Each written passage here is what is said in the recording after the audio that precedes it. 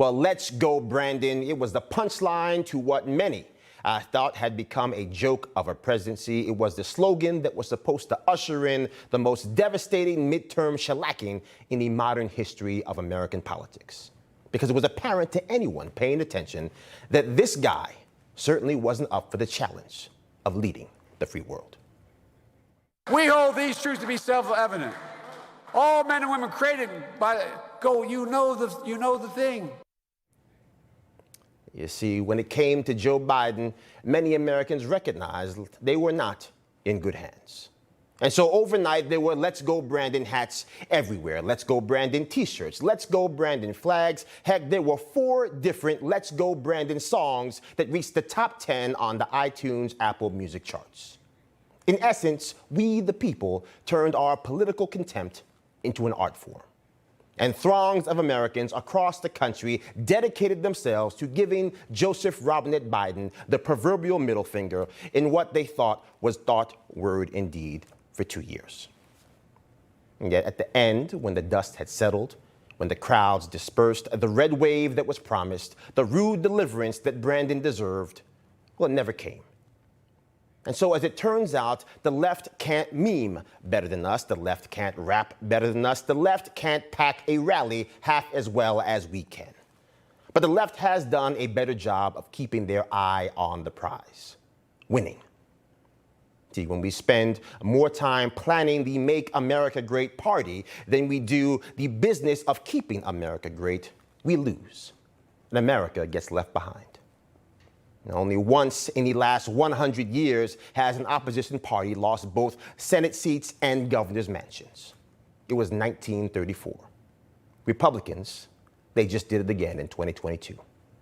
Let's go, Brandon. In the last 25 midterms, the opposition party typically gains about 4.5 Senate seats. Republicans in 2022, well, we just lost one. Let's go, Brandon. On average, the opposition party typically gains close to 30 seats in the House of Representatives. Come January 3rd, Republicans will be clinging to a slim 8-seat majority. Let's go, Brandon. So no, all was not lost, to be clear. But this Republican midterm was a colossal, historic failure. With a post-COVID economic hangover crippling American families, with historic inflation driving runaway food costs, with recession alarm bells ringing so loud the left quite literally changed the definition of the word, and with major cities gripped in a cocoon of violence and fear, what was our result? Hats, t-shirts, and hit songs. All while President, you know the thing, stumbles his way from one disaster to the next.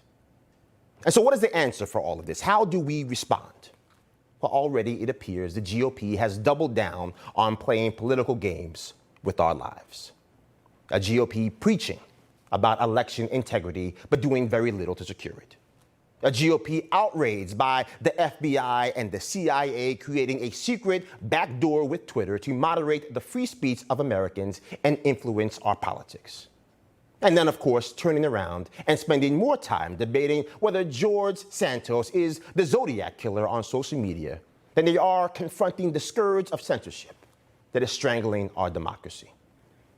See, Republicans bang on the table about how our southern border has become a gangster's paradise, overrun with child sex trafficking, and, of course, enough fentanyl to kill every man, woman, and child that calls this nation home.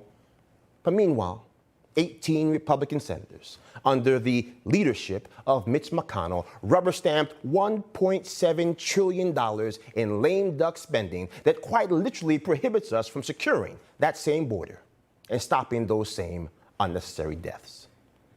And so the verdict is in, folks. Playtime is over. The bread and circuses of the Colosseum have distracted us from our obligation to save Rome.